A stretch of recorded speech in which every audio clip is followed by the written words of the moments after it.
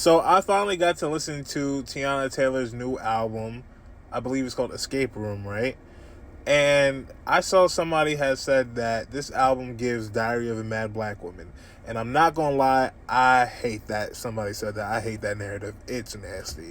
The reason why I say that is because if you listen to Tiana, Tiana very much so always talks about what's going on in her life, right? And Tiana hasn't really said much about her and Iman's breakup and their divorce and stuff. Things have come out, it's gotten messy and stuff like that, but what I wanted to hear was what happened in the divorce and the breakup, because that's what Tiana always gives us. When her and Iman was out there fucking, she was giving us three ways. She was giving us one night. She was giving bear with me. Like, that's what she was giving us, and that's what she was doing. And these skits gave me an idea of how she felt about the relationship and what was going on her end, and what she thought was going to happen in the relationship, in the marriage, and what didn't happen. We also get to an understanding of how her and Aaron Pierre, however you say the nigga's name is, how they got together and what she be doing and how she be getting cracked at this point. And I'm not gonna lie, if I'm Iman, I don't want to hear this album, because now you can't fight back. And although Iman raps, right, nobody's gonna hear the music as much as they're hearing Tiana's, because he's not as big as Tiana is, especially musically. So it's like 100,000, 500,000 people have heard her album versus maybe 1,000, 5,000 people might hear his.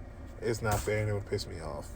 Now, what I will say is, I would be pissed if I'm Iman if you have my daughters at the end of an album reading a poem talking about, oh yeah, mommy, I could tell you finally got your light back.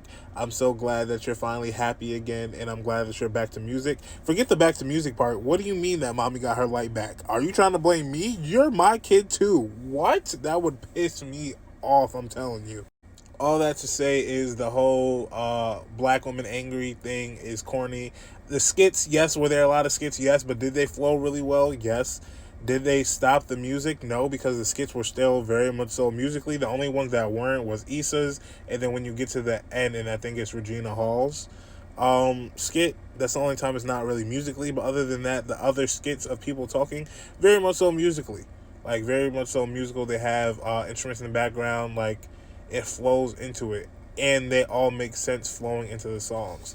Could I have did without them? Maybe, but also I enjoy an album with storytelling. I enjoy an album that goes all the way through. I enjoy when artists are going through things and they talk about it in their music. Because I'm not gonna lie to you, 8 times out of 10, I'm not gonna sit down and listen to